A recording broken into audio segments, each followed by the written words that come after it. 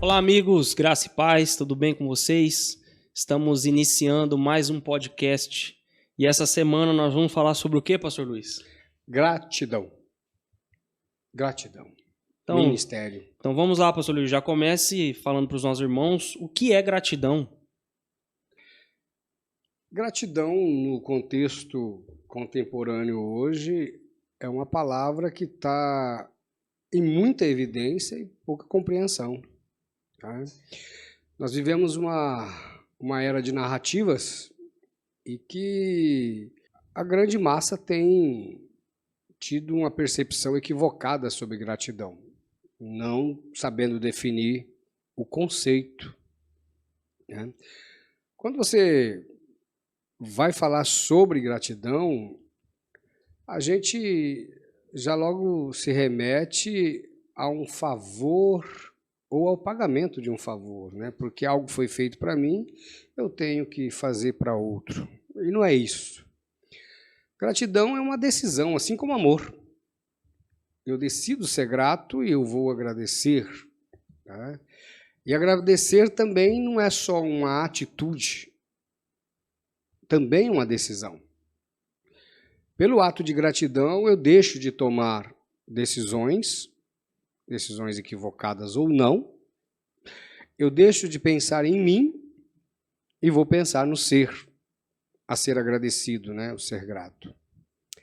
Gratidão, aí, se você der um Google, você vai ver que é sobre uma história, um passado,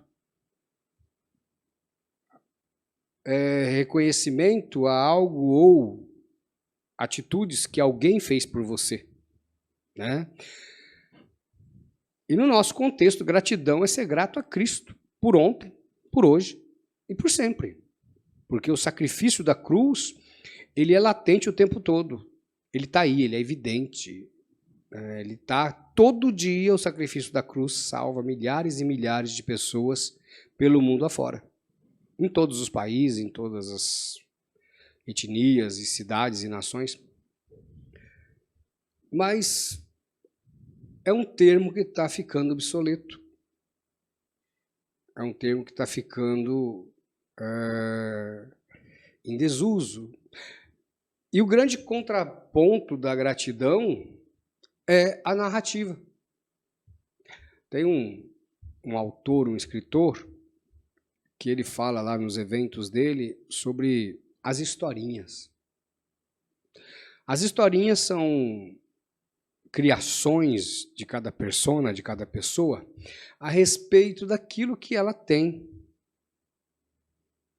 de arcabouço, de conhecimento, então, ou da necessidade do momento. Então, eu sou grato a você. Até que. Isso é gratidão? Gratidão é ser grato e pronto. Esse até que é alguma rusga, alguma rixa? Até o momento que eu for constrangido por você. Até o momento que eu for confrontado por você. Até o momento que eu, e aqui digo o termo eu no contexto direto, né, no contexto bem objetivado mesmo do processo. Tá?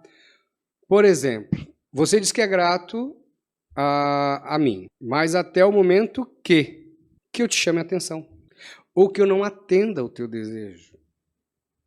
E a gente vê esses movimentos pelos tempos, né? Eu sou pastor há muitos anos. O senhor acha que na igreja existe muita ingratidão do povo, dos cristãos? Com certeza. Não é só do cristão, né?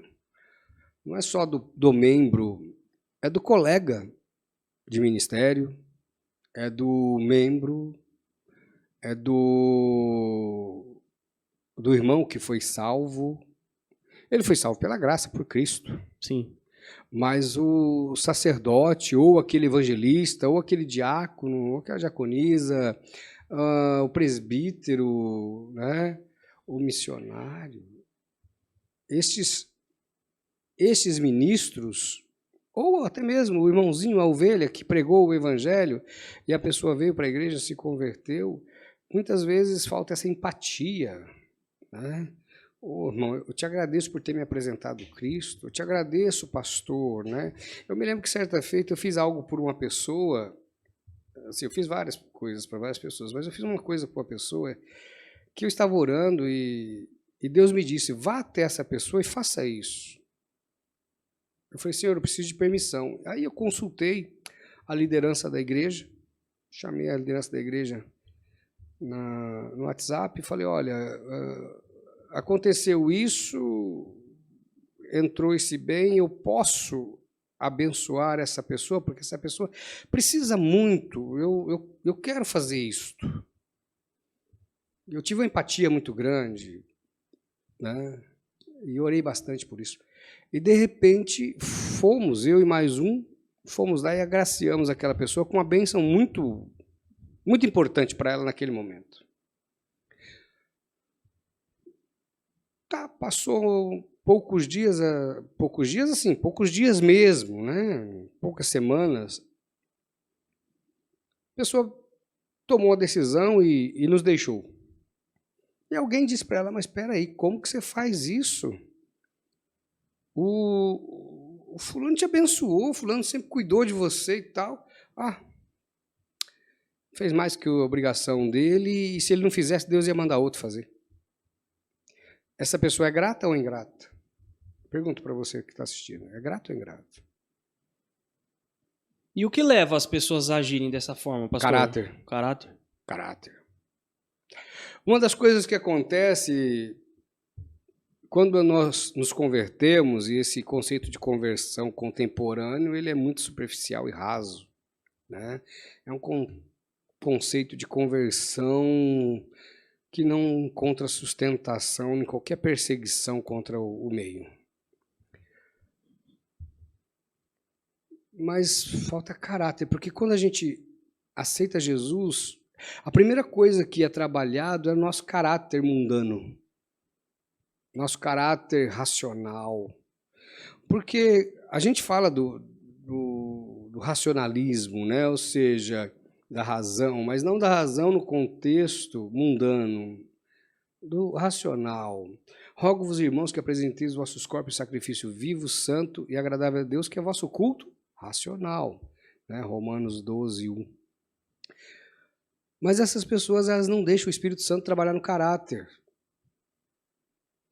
Então, o ingrato, antes de ser ingrato, ele é desleal. Ele não tem lealdade com ninguém, não tem lealdade com o patrão, não tem lealdade com esposa, com marido, com filhos, não tem lealdade frente à sociedade, às demandas, não tem lealdade com o fisco, não tem lealdade com nada. São pessoas que se adaptam ou se adequam a um ambiente para o seu interesse, suprir o seu interesse, sua carência. É como se fosse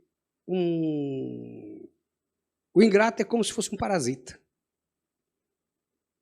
Então, a ingratidão seria reflexo de um coração parasitário. Que ele chega, estala no hospedeiro, suga tudo o que precisa, as forças, as energias, e ainda às vezes até coloca uma infecção, uma doença no hospedeiro, e troca de hospedeiro. Esse movimento a gente vê o tempo todo nas igrejas. Então essa gratidão que essa pessoa sente é móvel. Não é móvel. Não é móvel porque não chega a ser gratidão. Sim.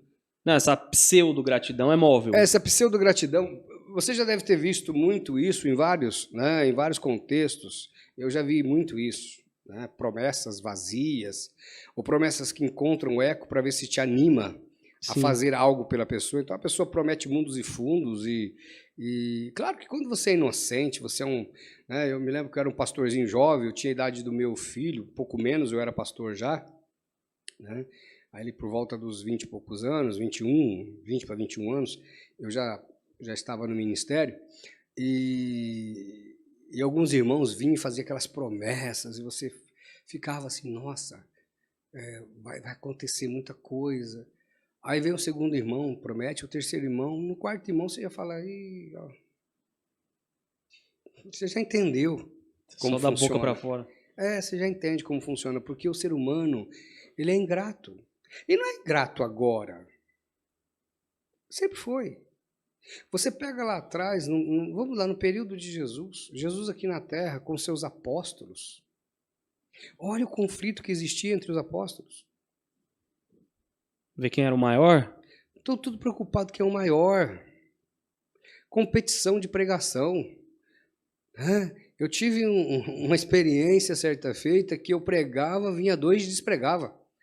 Parecia quando você estava com uma madeira e 3 martelos. Um batia o prego, o outro vinha e arrancava para pregar melhor. Isso é tão pequeno. Partido político? Não é partido político, é um movimento tão anti qualquer coisa, sabe? Desconstrução. Porque não chega a ser desconstrução. Porque quando você desconstrói, você precisa ter construído. São pessoas que não constroem nada, não constroem história. Por quê? Porque quando elas constroem história, elas têm um vínculo. Aí elas criam narrativa, né? E aí, para cada lugar que vai, para cada igreja que vai, encontrou o Espírito Santo. Vive encontrando o Espírito Santo, mas nunca tem o Espírito Santo. Nunca estão cheios do Espírito Santo. Ai, porque agora eu encontrei o Espírito Santo. Se confunde, né, com emoção, sentimento. São emoções, pastor Diego, emoções. Os seres humanos são carregados de emoções. Isso faz parte, é natural do ser humano. Isso é natural do ser humano. Só que as emoções, elas não encontram sustentação. Então, ser grato, eu sou grato a você porque você é você, não é porque você é o que eu quero que você seja.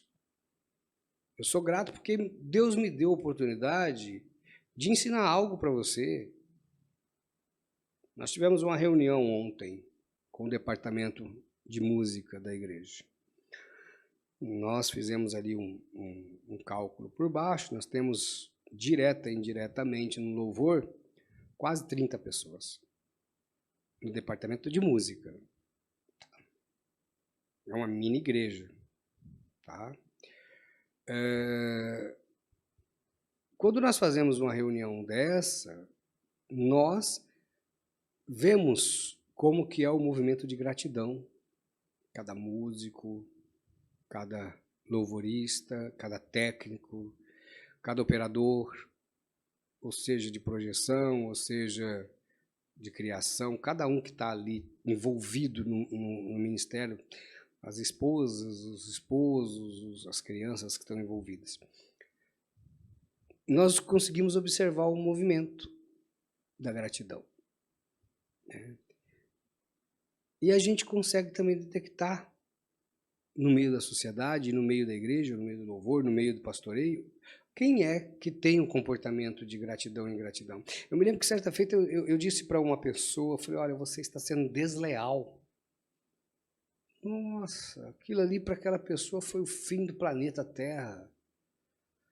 Como o senhor pode dizer que eu sou desleal? Olha, é só olhar o seu comportamento. Mas aí vem as narrativas.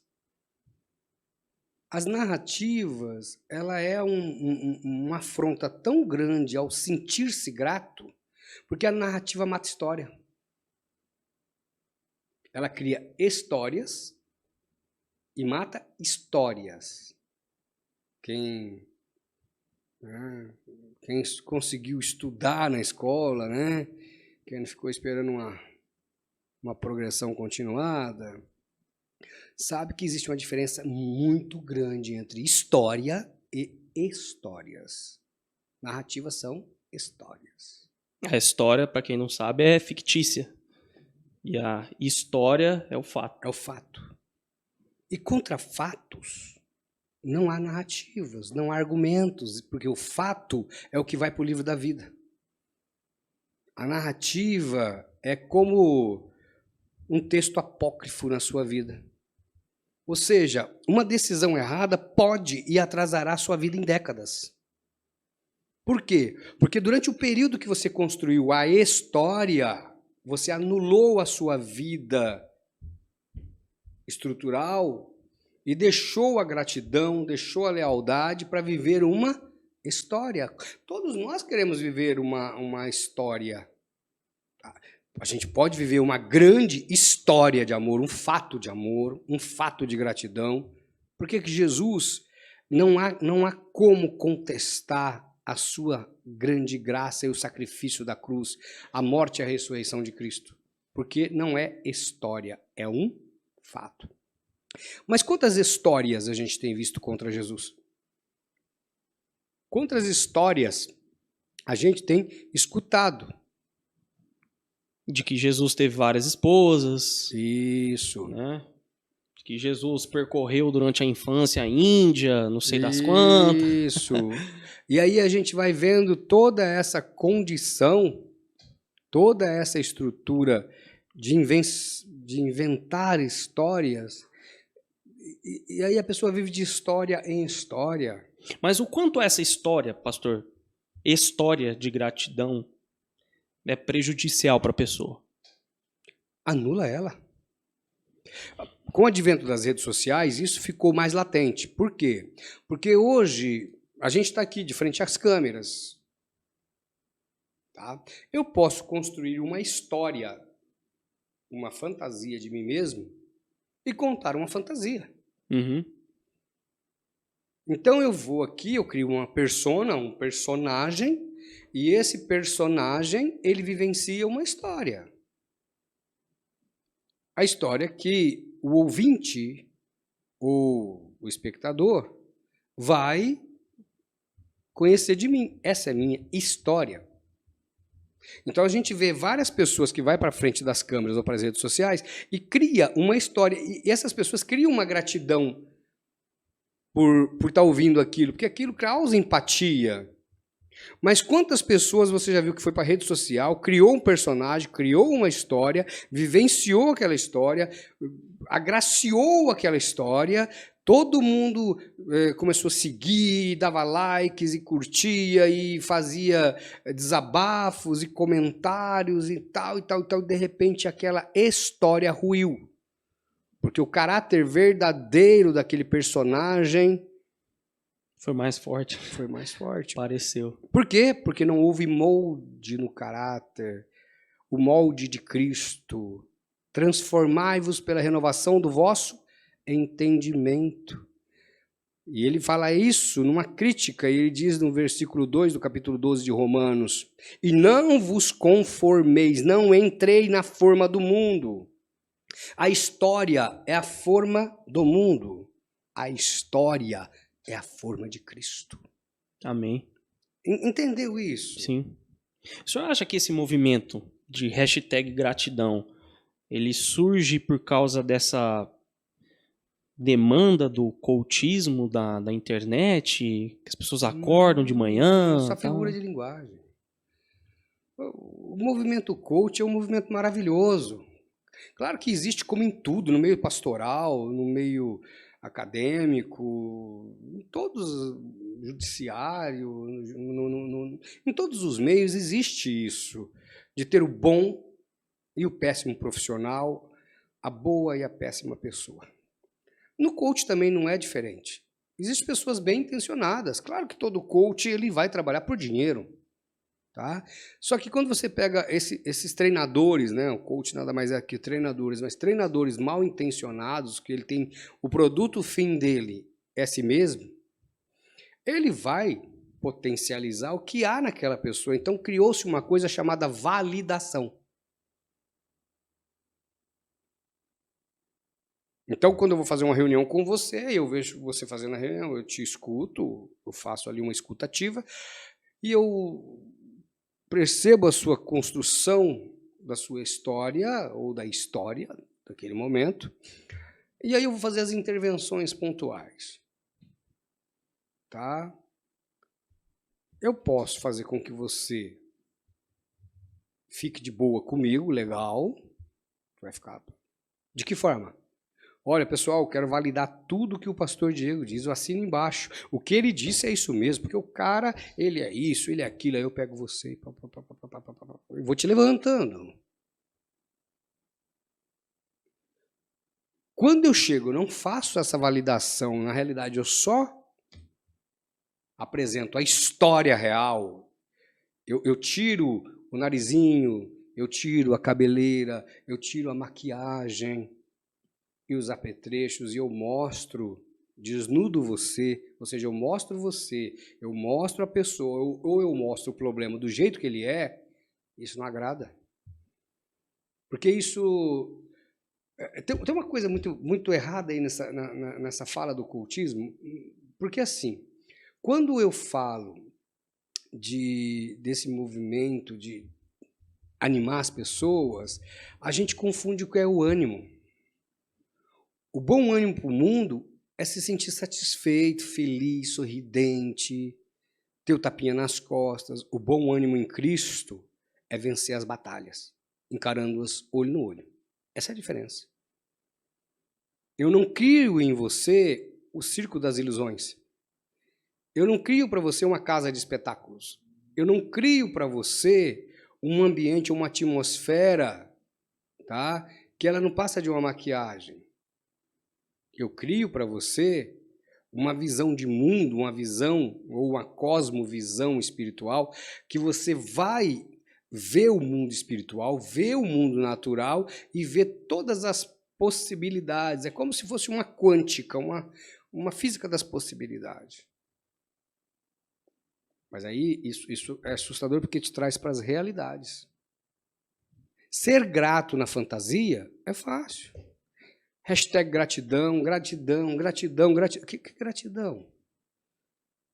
Na primeira palavra de coerção, na primeira palavra que você não gosta, essas mesmas pessoas que ouvem você, ouvem a mim, e põe lá, hashtag gratidão, é as mesmas pessoas que vai fazer o mesmo movimento lá daqueles que seguiram Jesus na entrada em Jerusalém. Hosana nas alturas. Foram os mesmos que gritaram, crucifica.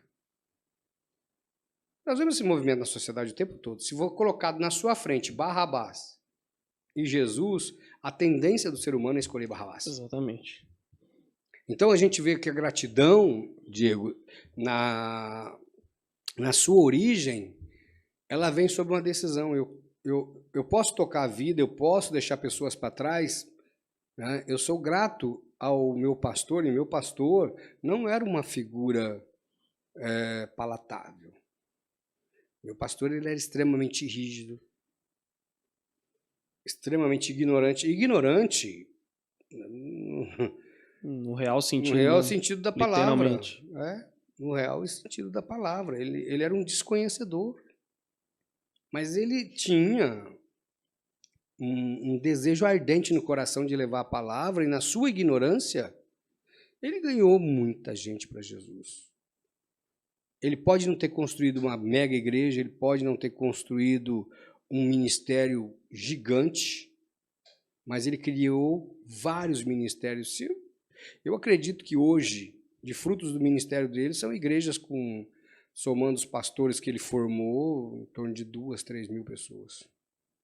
E eu agradeço a Deus porque ele me ensinou muito, como ser e como não ser também.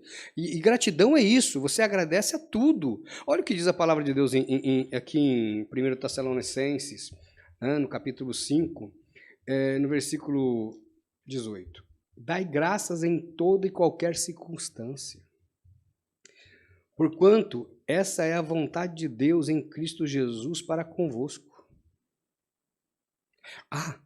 O versículo próximo, né, o 19, vai dizer assim, não apagueis o fulgor do Espírito, ou seja, não apagueis a luz. Quando a gente está nervoso com uma pessoa, quando a gente quer constranger uma pessoa, quando a gente sai de uma empresa, quando a gente sai de uma igreja, quando a gente sai de um relacionamento, a gente cria uma história dentro da nossa mente para justificar a nossa saída. Então a gente quer dizer para todos que a gente encontra agora de novo que aquelas pessoas que passaram pela nossa vida não significaram nada.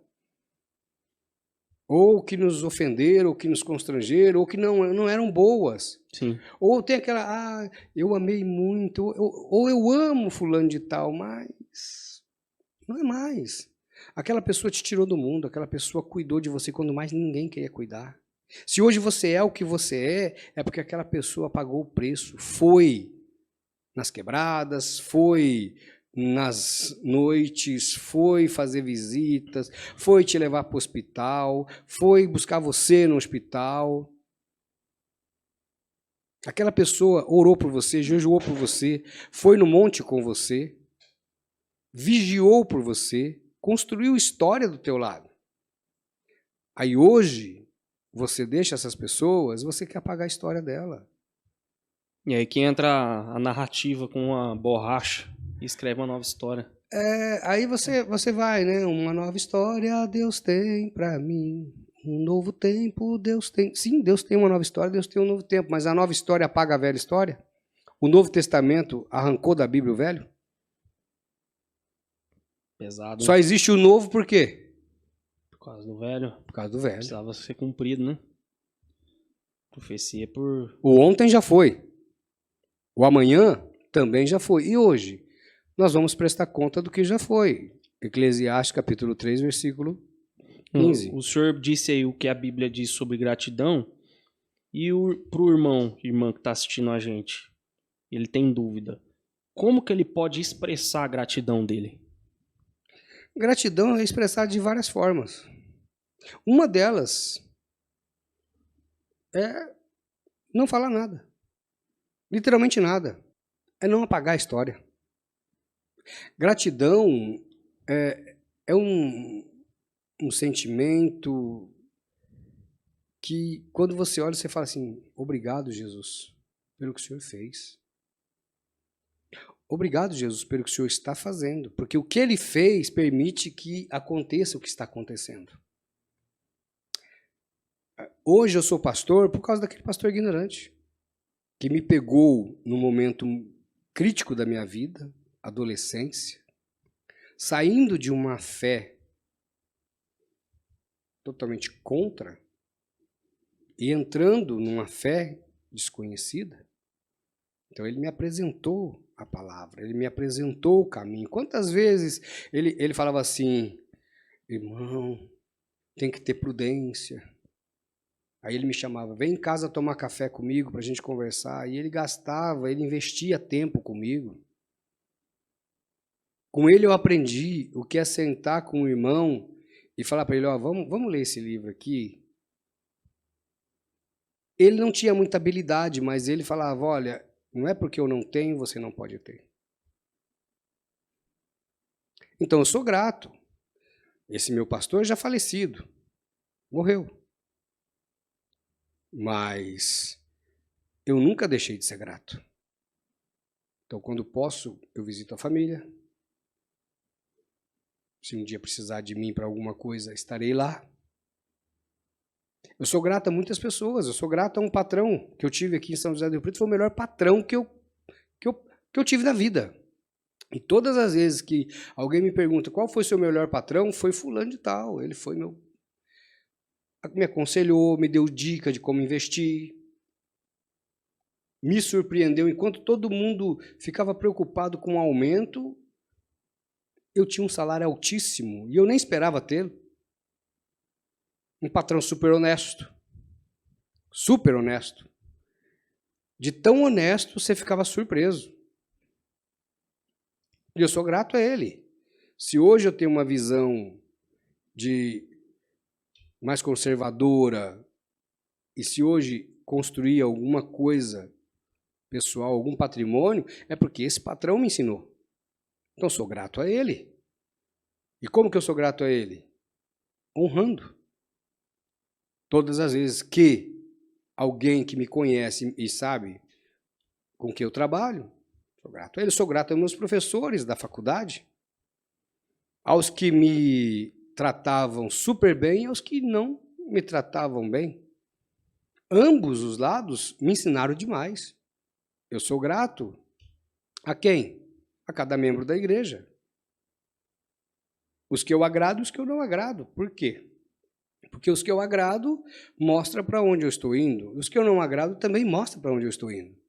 Então, gratidão não é aquela coisa: eu vou te dar um abraço, ou eu vou te dar um presente. Sim, se você tem condições de dar um presente, se você tem condições de semear na vida da pessoa que você é grata, semeie. Agora, existe coisa mais importante do que um presente? Respeito. Sim. Quem é agradecido, respeita.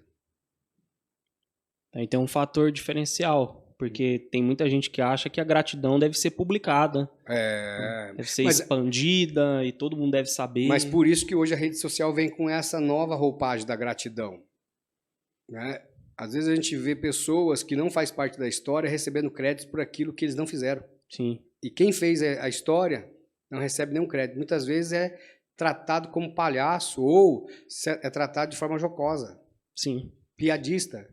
É porque eu creio assim, que não adianta nada eu mandar um carro de mensagens pro senhor. Ó, pastor Luiz, você é um pastor maravilhoso. Fique agora com essa música de louvor. Mas no dia a dia, no trato, não te respeito. Olha, o grande problema do grato e do ingrato, a gente vai ver isso no fim. O ingrato, na sua grande maioria, são desleais. E desleal hoje é desleal amanhã. Você vê isso na política, a deslealdade, né? Você vê que o inimigo de hoje é o amiguíssimo de amanhã. O fulano que falava que o outro ia voltar à cena de tal crime, hoje está na cena junto. Então, isso é muito subjetivo.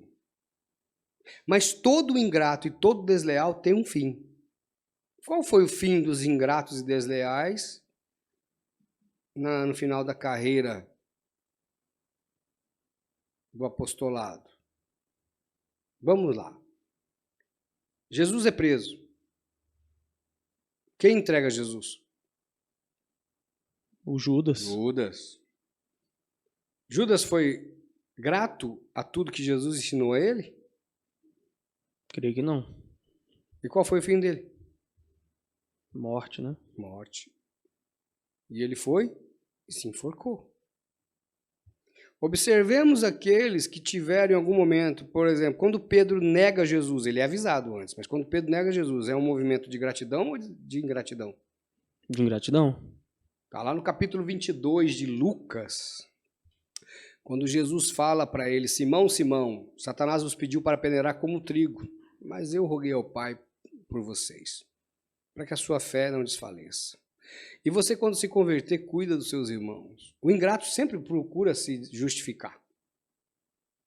O ingrato, ele tem narrativas de justificativa, assim, ele tem um repertório de historinhas, né, de pensamento rápido, de pensamentos automáticos para a historinha, que é um arcabouço fantástico. O senhor já pegou um arcabouço desse? Já.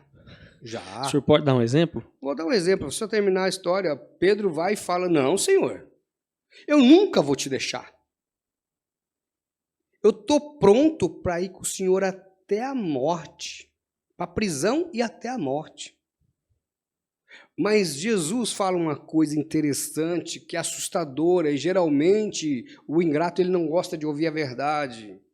Jesus olha bem nos olhos de Pedro e fala uma coisa assustadora para Pedro. Em verdade te digo que hoje, antes que o galo cante, 3 vezes negará que me conhece. E aí o galo canta. E quando o galo canta, Pedro já tinha negado que conhecia Jesus, Pedro já tinha dito que não era um deles, e Pedro disse que não sabia do que estava falando. É só ler o texto.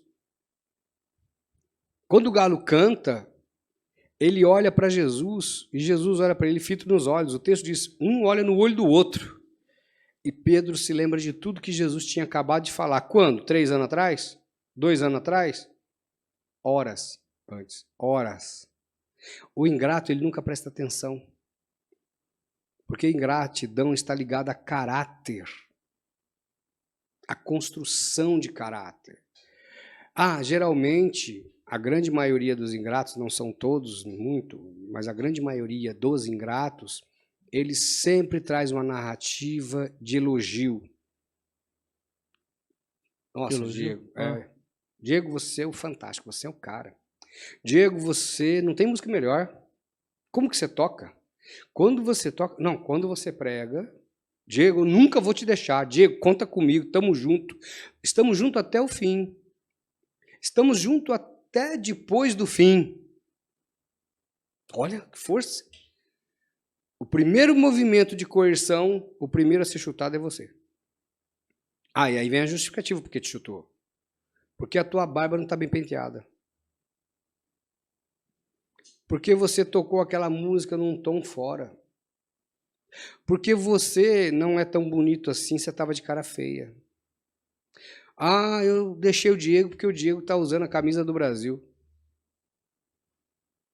As justificativas, historinhas, elas não conseguem encontrar alicerce em si, porque essas pessoas têm sempre o mesmo movimento.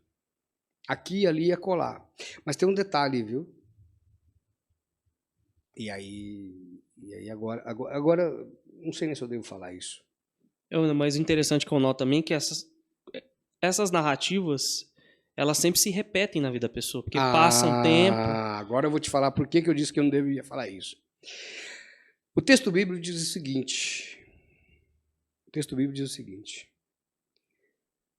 Que nada há de novo debaixo do sol. Eclesiastes capítulo 1, Salomão diz, ó, não tem nada de novo. A palavra de Deus diz também que no lugar da vergonha, dupla honra. As pessoas que têm um movimento de gratidão, geralmente, para seguir a vida, têm que voltar no lugar, ou as pessoas que elas foram ingratas, pedir perdão e continuar. Nossa, mas agora pedir perdão? Como que eu vou pedir perdão?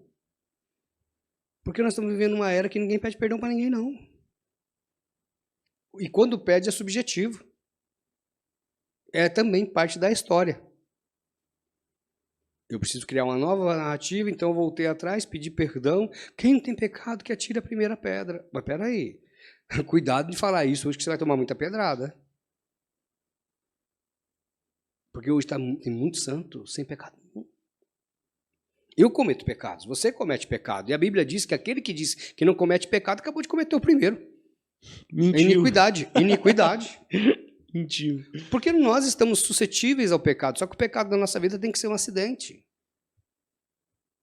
E quem fez isso por nós? Cristo Jesus. O agradecemos. Agora, como que eu posso dizer que eu sou grato ao Senhor por ter entregado a vida dele à cruz do Calvário se eu não consigo ser grato a você, que está aqui comigo, que me tirou das drogas, que me tirou da noite, que me tirou do adultério? Como que eu posso ser grato a Jesus se eu não sou grato àquela pessoa que deixou de dormir para levar os meus filhos no hospital? Tinha um irmão, ele está na igreja ainda, não tinha, tem. E esse irmão, sempre quando eu ia levar ele ou o pai dele para fazer exames, ele até brincava com os outros irmãos, né?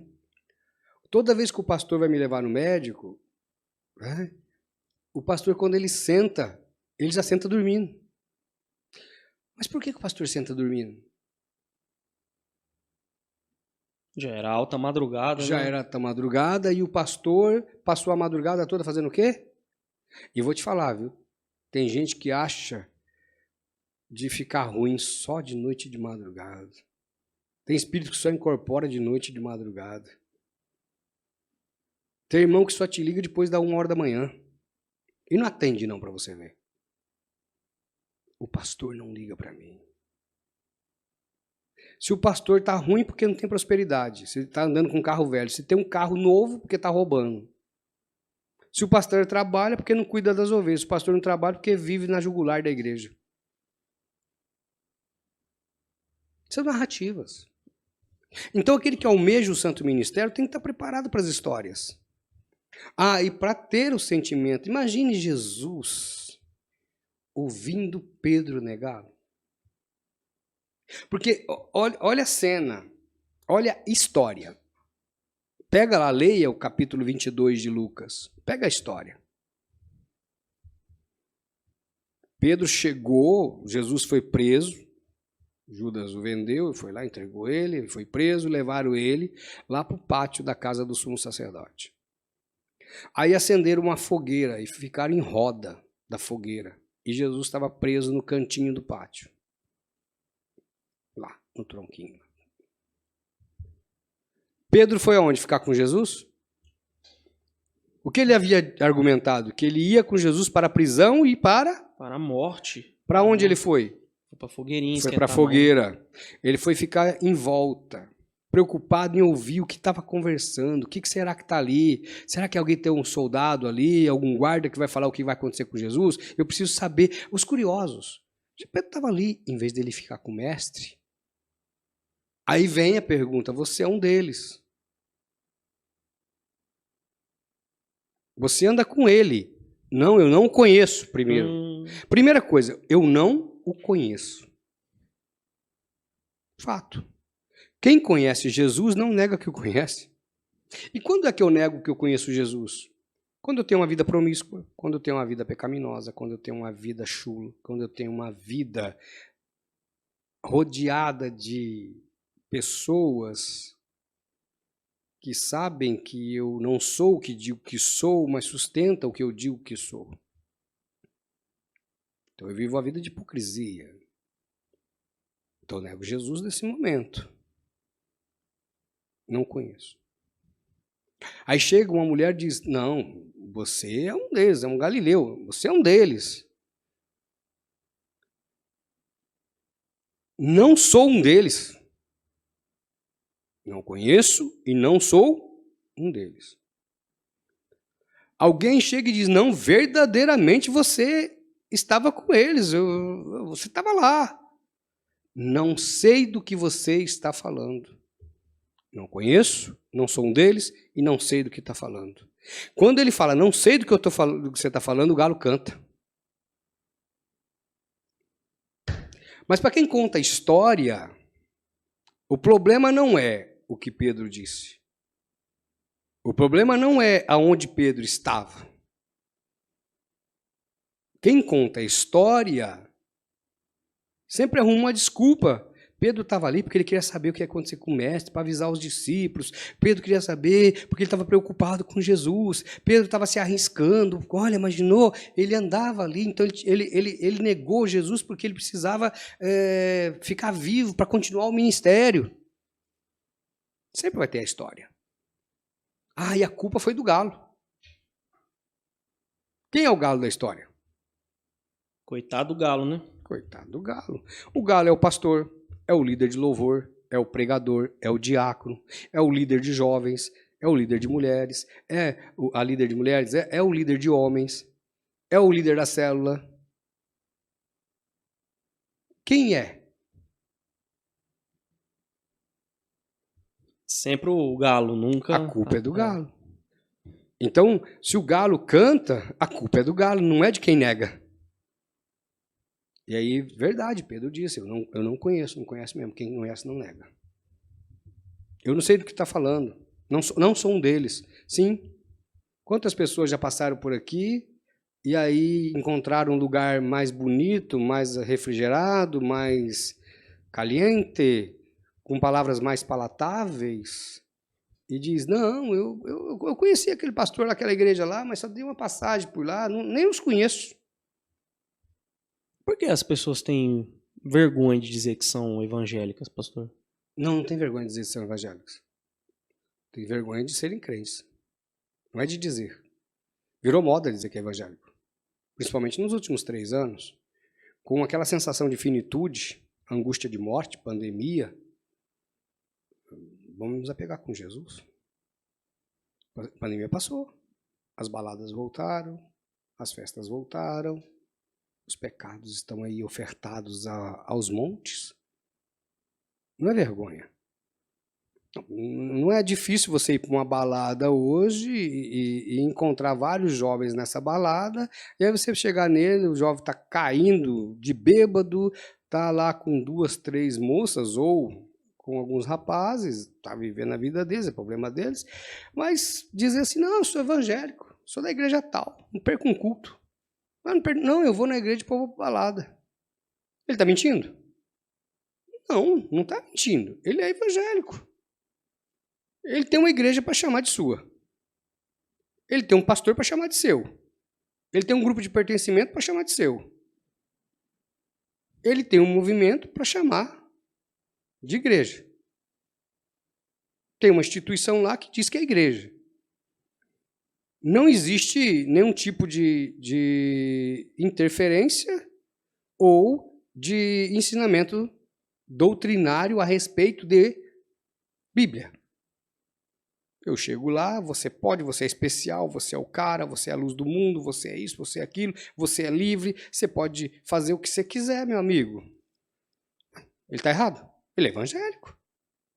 O problema não está nele, o problema está na instituição que ensinou isso para ele. Esqueceram de avisar para eles de Eclesiastes 12, né? Esqueceu de avisar a Bíblia toda. Que ele vai dar conta de tudo que ele está fazendo. Então, mas quem vai dar conta? Porque é o condutor cego. Quem é o responsável por puxar o vagão? Exatamente. É a locomotiva. Se a locomotiva te puxar para fora do trilho cairá. Se o atalaia não falar... Então, mas... tem um texto aí, você falando disso do atalaia, você já falou do 33 de Ezequiel, né? Que o Senhor nos colocou por atalaia. Se eu mandar você dizer a alguém, desvia do teu pecado, né? Você está no caminho da morte, você não dizer, esse daí vai morrer, o sangue será sobre sua cabeça. Quem vai pagar por isso? Mas é Velho Testamento, que Velho Testamento? Para. Mas tem o 34, ai de vós, pastores que apacentam a si mesmo. Não apacentarão as minhas ovelhas? Leia lá. 34, Ezequiel 34. Tem muito pastor que não conhece esse texto da Bíblia. Eu acho que ele deve ter arrancado essa folha.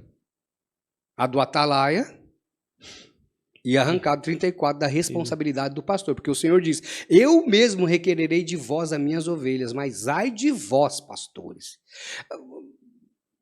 Uma questão de sentimento de gratidão. O pastor, ele nem conhece a Bíblia às vezes, na maioria das vezes nem conhece a Bíblia, ele não sabe o que é a Bíblia, ele não entende o que é a Bíblia. Compreende isso? Sabe, ele se aproveita, pastor, dessas nuances de hashtag gratidão para promover essa falta de pregação do evangelho? Não. É o tempo. São sinais dos tempos. Como que uma coisa pode esfriar, Diego? Presta atenção, o que é que esfria?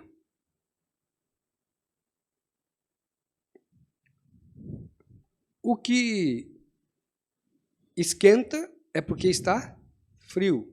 E o que esfria? Mateus 24.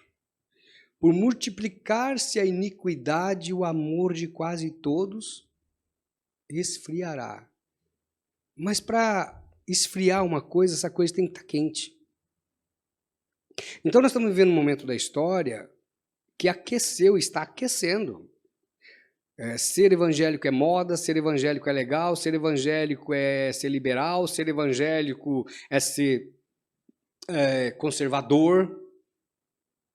Você vê que pega os dois pontos, ao mesmo tempo que é liberal, e aí no contexto até libertino mesmo, né, um liberalismo, eu não estou falando do contexto político, estou falando do contexto religioso, né? Claro que reverbera na sociedade como um todo. Mas você tem um conflito dicotômico aí, entre ser liberal e ser conservador. Entende isso? Uhum. O cara é conservador em dizer que é crente, eu sou conservador, eu tenho algumas pautas conservadoras da minha vida, quanto a casamento, namoro e tal, mas ao mesmo tempo, essa pessoa que diz que é conservadora, ela está tendo atitudes e áreas de liberalismo religioso. Então, o mesmo cara que vai lá e fala, Jesus, eu te amo, daí um pouco ele está lá negando Jesus, tendo um comportamento totalmente antibíblico.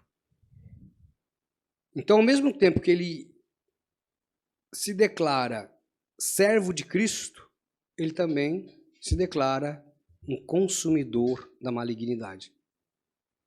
Pesado, hein? Pesado. E aí, onde entra a gratidão. A gratidão, ela é algo assim flexível. Não. Ou eu sou grato, ou eu não sou grato. E como que eu demonstro a gratidão? Que é aquela pergunta que você fez. Eu posso nunca mais encontrar uma pessoa e ser grato a ela, e todos os dias dizer, Senhor, obrigado por aquela pessoa ter entrado na minha vida. Eu, quando era menino, da idade do meu filho mais novo, um pouco mais novo que isso, eu tinha um vizinho do meu pai, ele tinha paralisia infantil, né? Ele já era um senhor, mas ele teve paralisia infantil, então ele tinha problema nas pernas, então ou ele estava de muletas ou ele estava de cadeira de rodas.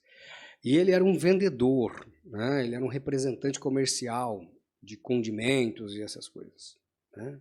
Supermercado. E todas as vezes que ele estava na casa desse sogro dele, que era meu vizinho, a gente sentava e ele começava a falar sobre ter prosperidade, sobre crescer na vida, sobre o que você quer ser quando crescer. Ele orientava. E eu me lembro muito bem que ele era evangélico, né? Ele não falava evangélico, falava crente. Essa palavra evangélico, ela começou a ter força aí mais na década de 90, né? Com mais força, aqui no Brasil, pelo menos. Mas nessa época era crente. Então ele procurava ensinar para a gente alguns caminhos. E era interessante que as pessoas que via ele falando de Jesus para nós, para crianças, ficavam bravas com ele. Está querendo meter coisa na cabeça desses meninos. E até os dias de hoje eu me lembro de muita coisa que ele dizia. Então eu sou grato a essa pessoa. Hoje ele é falecido, né? Ele já era, se estivesse vivo hoje, estaria com uns 90 e tantos anos, quase 100 anos de idade, né? Era um senhor já na época. E teria a idade da avó? Da avó Cida? Mais. Hoje a vacina está fazendo aniversário, né? 77 anos e eu brinco com ela. Sou muito grata à minha sogra, por tanto que ela ora por mim, tanto que ela busca por mim. E também sou grato porque a casa da herança está chegando, né? Eu sempre brinco com ela, né? Que é perigoso ela receber a minha herança em vez de eu receber a dela. Ela está inteira, está forte. E a gente vê esse movimento de ingratidão o tempo todo.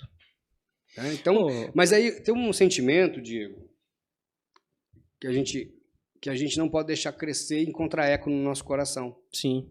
Eu vou fazer uma outra pergunta para o senhor, mas sim, pode finalizar o argumento. Que é o sentimento de não querer fazer mais nada.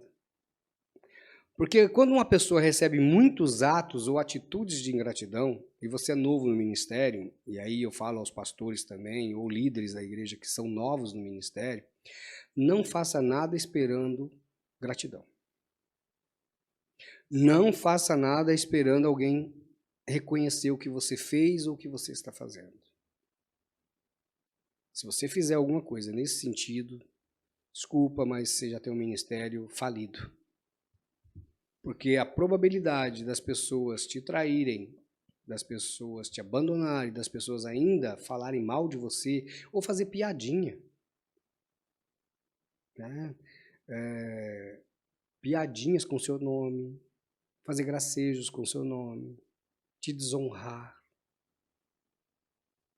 Tudo isso. Então não faça isso e não deixe o seu coração ficar endurecido ou, como diz o texto, não deixe o fulgor, não deixe o brilho, não deixe a luz apagar. Essa palavra fulgor está dizendo isso, brilho, luz. Tá? Por quê? Porque você pode criar um sentimento de angústia e de apatia, de afastamento. Sim. E aí você não quer fazer mais nada por ninguém porque você vê as histórias se repetindo, você fala, vai ser igual, vai ser igual, vai ser igual. Aí o cidadão não se desenvolve. Isso. E quando ele é grato em Cristo, por exemplo, você é grato a Cristo, você não faz por causa da gratidão da pessoa, mas porque você é grato a Cristo. Sim. Porque ele mesmo vendo os seus apóstolos, alguns negando, né? Eu sempre falo aqui daquele texto do 14 de João, não se turbe o vosso coração, crede em Deus, crede também em mim, pois na casa do meu pai há muita morada, se não for assim, eu não vos teria dito, vou preparar lugar. né? Eu voltarei outra vez, vos levarei para mim mesmo, para que onde eu esteja, estejais vós também. Jesus está falando, de repente, um diz assim, mas para onde o senhor vai, Felipe? Para onde você vai? Mostra-nos o Pai. Tomé diz, né, lá no texto, fala assim, nós não conhecemos para onde o senhor vai. Ou seja, o ingrato ou o desleal, ele tem uma habilidade, a habilidade de não ter memória. Pastor, isso aí é muito forte, hein? Cria só memórias que lhe interessam. Ou seja, 3 anos e meio andando com Jesus, ouvindo Jesus todos os dias. Pessoalmente, nós ouvimos Jesus das leituras, das histórias contadas na Bíblia, os autores que deixaram para a gente, inspirados pelo Espírito Santo. Mas você tem ideia do que é andar com uma pessoa? Viajar com uma pessoa, dormir do lado dela, acordar com ela, 3 anos e meio, de segunda a segunda, assistir milagre todo dia. É tanto milagre que vira até comum. O dia que não tem milagre, porque é comum. Tantos paralíticos aqui, tantos cancerosos ali, tantos leprosos acolá, pessoas que tinham a mão mirrada, a mão cresce, endemoniados, libertos. Aí, de repente, não sei para onde você vai. Outro. Mostra-nos o Pai. Mas eu estou mostrando. Eu e o Pai, nós somos um. Mas se o Senhor mostrar, já basta. Ele está falando. Se você não crê, pelo que eu estou dizendo, olha o texto. Jesus dizendo, se você não está crendo nas minhas palavras, creia pelo menos pelas obras. João 14, Evangelho de João 14, é assustador a falta de percepção e de sensibilidade dos apóstolos.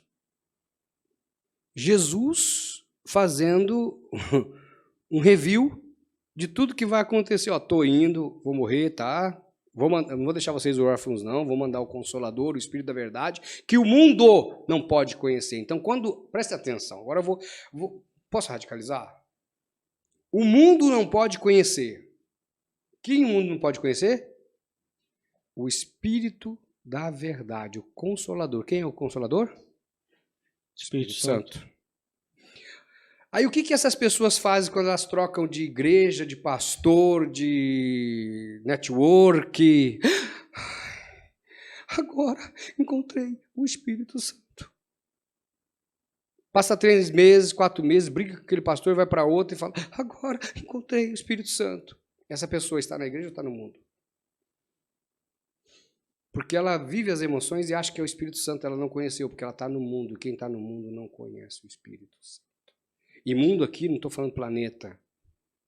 Estou falando da atmosfera cristã, da atmosfera da palavra, da atmosfera de Deus. Os ingratos, na sua grande maioria, não conseguem estar na íntegra na presença de Deus, porque só tem um jeito de estar na presença de Deus. Tem que ter gratidão. E gratidão é um reflexo de um sentimento, de uma decisão chamada amor. Quem ama, ama. Eu te amo porque você é você, porque eu sou eu. Eu não te amo porque você é músico da minha igreja. Eu não te amo porque você está na minha igreja. Ah, pastor, se eu sair da tua igreja, você não vai me amar mais. Não, querido, não é isso. Tem várias pessoas que saíram da igreja, que a gente conversa, que a gente vai em lugares juntos. Estão em outras igrejas, mas nos respeita e nós os respeitamos. Não é sobre isso. Estou falando que quando a pessoa sai de uma igreja, ou sai de uma empresa, ou sai de uma família, ou sai de uma rede de relacionamento, ela vai para outro lugar e ela tenta provar que aquele lugar que ela foi agora é o lugar. Ela não só tenta provar, como ela tenta levar todo mundo da casa que ela estava anterior, tentando desconstruir a pessoa, desconstruir a persona. Entende isso? Sim. Esse desconstruir pessoas é assassinato de reputação. E é sempre um nível a mais, né? Ah, essa igreja é maior, melhor, maior. Povo, pastor daqui é uma bênção. Não é nem por causa de nível É. de tamanho de igreja, de povo, de pessoa. É simplesmente encontrar quem valida a minha narrativa. E por que essa falta de humildade, pastor? De reconhecer assim? O Poxa, erro. ó, eu errei, beleza, pastor. Igual Pedro. Pedro errou.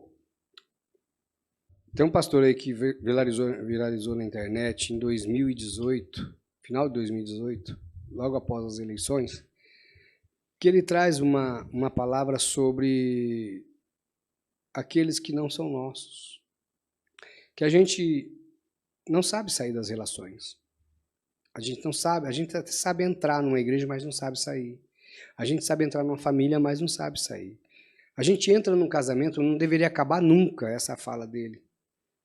Mas acabou e a gente não sabe sair. A gente entra numa igreja e a gente não sabe sair. Porque a gente romantiza tudo. Os créditos dessa palavra é dele. E é um fato. Mas por que que isso acontece? Por que que isso acontece? Porque existe o sentimento de autocentralismo, egocentrismo, a síndrome do poder pequeno. Ou seja, eu tive pessoas que saíram daqui porque queriam montar uma igreja para chamar de sua. Só isso. Síndrome do poder pequeno. Porque não consegue estar sobre a bênção ou sobre o sacerdócio de outra pessoa. E aí desconstrói e constrói, desconstrói, constrói narrativas, porque sempre tem que inventar uma mentira nova para justificar a anterior. Porque a vida passa a ser uma mentira, não passa a ser verdade. A narrativa é isso, ela cria uma história. Consegue compreender isso? Então, a ingratidão ou a gratidão é uma escolha pessoal. É uma decisão que eu tomo. Eu trabalhei num lugar por muito tempo e para mim era muito difícil trabalhar naquele lugar. Porém, eu era muito e sou muito grato à pessoa. Até que um dia a gente sentou, conversou, ele chegou e disse, olha, eu faltei com respeito sobre isso com você. Essa empresa aqui não está dando mais para eu levar, eu vou fechar a empresa. E eu quero te agradecer por você ter ficado comigo até o fim. É tomar decisões que não nos agradam. A gente só gosta de decisão que nos agrada. A gente só busca o conforto do nosso corpo. A gente não quer mortificar a carne. A gente não quer mortificar os nossos desejos, as nossas pulsões. Aquilo que diz o texto de Hebreus capítulo 10, onde fala sobre a gente sacrificar a nossa carne. Essa geração de crentes está correndo um grande perigo. O perigo de perder a salvação dentro do ambiente que poderia salvá-los. Vamos supor uma situação, e talvez essa seja a situação de alguns irmãos. A pessoa reconhece que foi ingrata. Deus gerou essa humildade no coração dela de reconhecer essas questões. Qual conselho o senhor daria para essa pessoa reconstruir essas pontes que ela queimou, reatar esses relacionamentos? Não tem como reconstruir pontes, tem como construir pontes. Tá? Porque algumas pontes têm questões estruturais. Depois que você destruiu, não tem como reconstruir mais, tem que fazer uma ponte nova. Tá? Então não é uma reconstrução, é uma nova construção. Voltar atrás é algo que vai direto no ego, na ânima, direto na alma, no ser da pessoa. E isso precisa de ter uma conversão genuína. Entender que o perdão é algo muito profundo. Nós temos uma linguagem nos nossos dias hoje, que é uma narrativa também, que é uma justificativa até muito simplista, que chega ao ápice da ignorância, mas que agrada aos ouvintes. Olha, você pode perdoar as pessoas, mas você não precisa voltar atrás. Você não precisa conviver com elas. Espera aí. Qual é o conceito de perdão? Gostava muito de ler o conceito de perdão do Aurélio, dos anos 90, né? Dicionário da língua portuguesa, ainda físico. Hoje você dá um Google aí, você vai ver várias definições para perdão.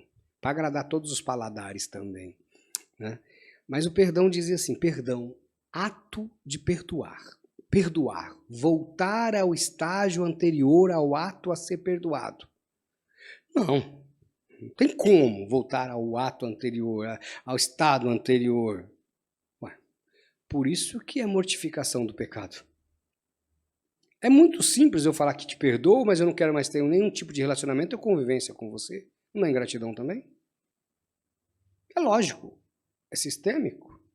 Porque a partir do momento que eu decidir reconhecer o que você fez por mim, porque gratidão está sobre o que você fez. O que você fez ecoou no que eu sou e vai ecoar no que eu vou ser. O que você fez mudou a minha história e me trouxe até aqui. E porque eu estou até aqui, eu serei levado até lá, mas só estou até aqui porque Jesus morreu por mim. Porque Jesus ressuscitou, porque Jesus me enviou o Espírito Santo, porque Jesus tem atuado por meio da sua palavra, porque Jesus continuará atuando e ecoando pela eternidade, enquanto eu sou, o dia que eu não serei mais, enquanto outros vierem, e eu estarei na eternidade, com ele ou sem ele. A escolha é minha. Mas o ponto de inflexão é ali onde ele tocou. A gente esquece aonde Jesus tocou na nossa vida, a gente esquece das pessoas que oraram pela gente, que jejuaram pela gente, que pagaram o preço, que apanharam pela gente. Me lembro que um dia fui orar para uma irmã, orei, a irmã se recuperou, ela estava com uma doença toda travada e tal. Orei, aí chegou uma pessoa e me deu uma cabeçada da família. Me bateu. Me agrediu. Me deixou todo roxo. Passado alguns meses, a pessoa veio me pedir perdão. E eu o perdoei. E até os dias de hoje, eu converso com ele como se nada tivesse acontecido, porque para mim não aconteceu nada. Eu estava ali e eu sabia que esse era um risco como pastor que eu corria. Ah, mas a gente tem que fazer isso. Presta atenção, é sério isso. Agora, claro, Diego, que existem outras nuances, né, da palavra. A maioria dos crentes não gosta de ler o capítulo 5 de 1 Coríntios. Aqueles primeiros versículos ali são muito fortes. E às vezes o sacerdote tem que tomar aquela atitude. Do irmão imoral, né? Do irmão imoral.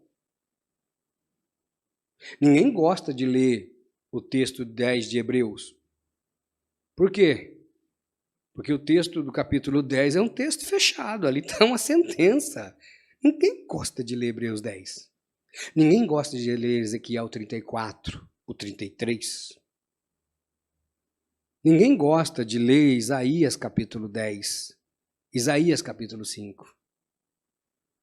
Ai de vós que mistura bebidas fortes. Ai de vós que decretam leis injustas. Ninguém gosta disso. Você compreende isso? Sim. Ninguém gosta do 59 de Isaías, que fala que o nosso pecado faz separação entre nós e nosso Deus.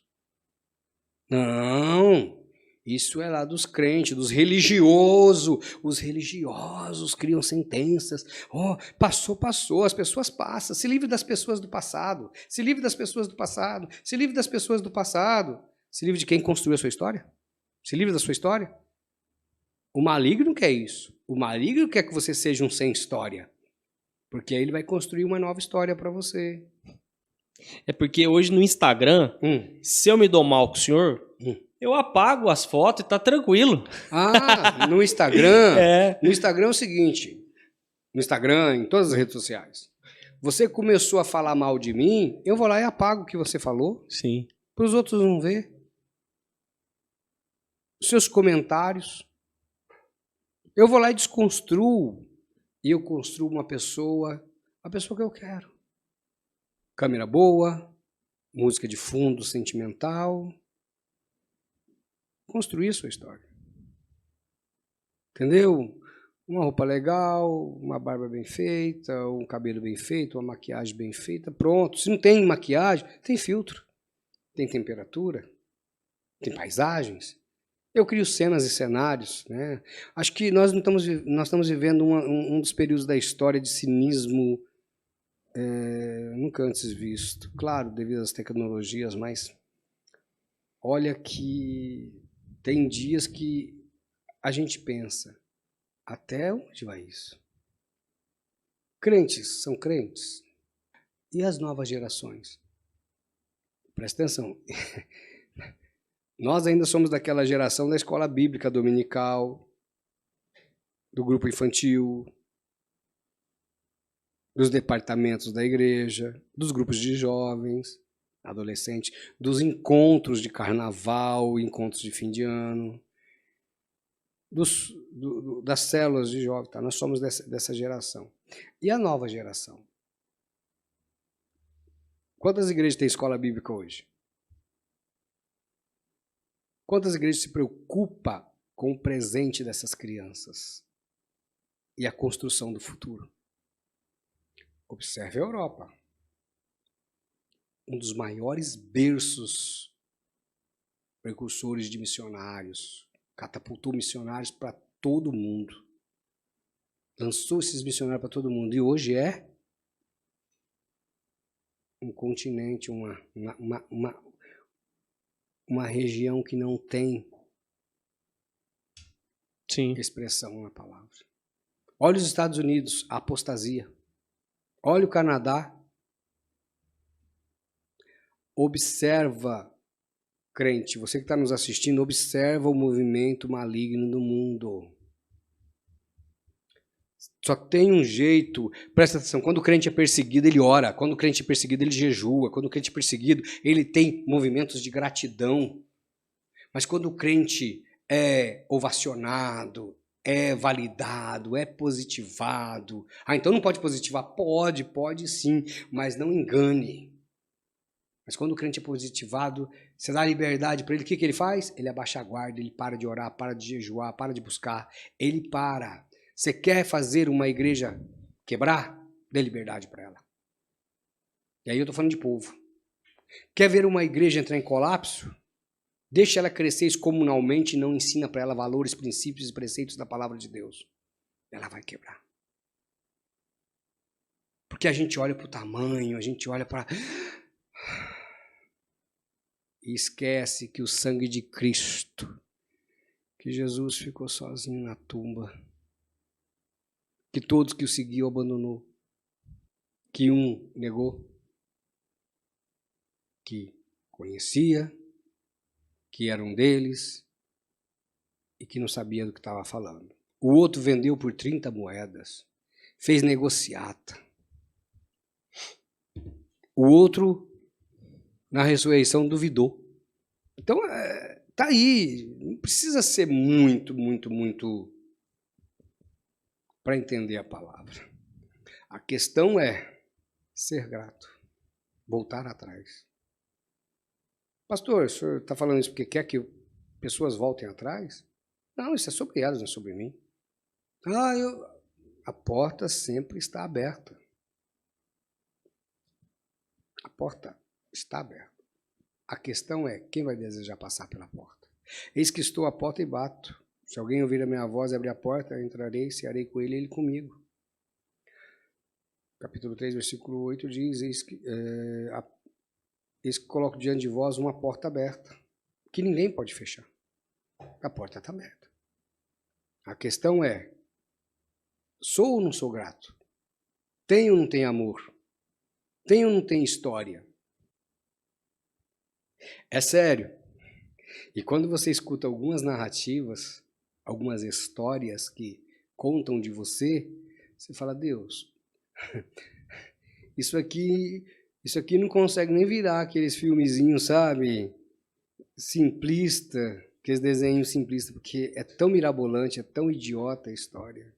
Criam, hoje nós vemos pessoas criando narrativas, criando fake news e desconstruindo pessoas, destruindo morais, destruindo moral, destruindo reputações. Ter gratidão tem que ter o sangue de Cristo derramado sobre a cabeça, tem que ter o sangue de Cristo na veia. Aí sim, a gente conseguirá ser grato. É dizer para a pessoa, ou não dizer para a pessoa, mostrar por atitudes. Consegui te responder alguma coisa? Sim, claro. Muito pertinente. Eu creio que essa mensagem vai falar muito com os irmãos que vão nos assistir. A gente espera que fale, né? E principalmente que fale conosco. Porque a visão que a gente tem e que a gente não tem, né? Como eu disse uma vez um irmão, eu nem sabia que o irmão estava chateado comigo e passou algum tempo, eu vi que aquele irmão estava estranho. Eu cheguei, irmão, o que está acontecendo? Você está diferente. Aí ele falou para mim tudo o que estava sentindo. Eu falei, irmão, me perdoa, porque eu jamais imaginei que eu poderia ter feito isso que você está dizendo. Porque não foi intencional, se foi feito assim, não foi intencional, mas o senhor está dizendo que eu fiz, então me perdoa, o senhor me perdoa. Esse gesto fez esse irmão virar um amigo. Porque às vezes a gente espera das pessoas sentimentos, sensações ou comportamentos que essas pessoas não têm. Eu não posso pedir para uma pessoa que é carismática, amorosa aqui que eu digo no contexto assim, bem dada às pessoas, bem acessível, né? E querer que ela seja uma pessoa rígida, que ela seja uma pessoa séria, que ela pare de brincar. Da mesma forma que eu não posso querer que uma pessoa que é direta, objetiva, seja igual ao outro que é daquele jeito. Não, gratidão é entender como a pessoa funciona, é quem ela é. Eu sou grato a Deus e grato a ela por ela ser quem ela é. Simplesmente por ela ser quem ela é.